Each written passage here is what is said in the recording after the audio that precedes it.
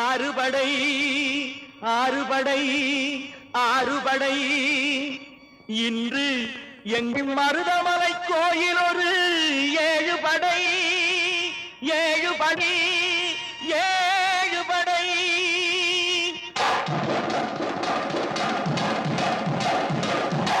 மருதமலைக்கு நீங்க வந்து பாருங்க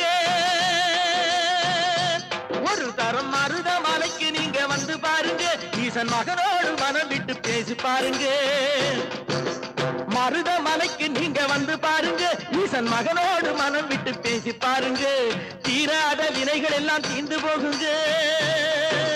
சத்தியமா சொல்லுறேன் தீராத வினைகள் எல்லாம் தீர்ந்து போகுங்க அது தீராவிட்டால் வந்து என்னை கேளுங்க அது தீராவிட்டால் வந்து என்னை கேளுங்க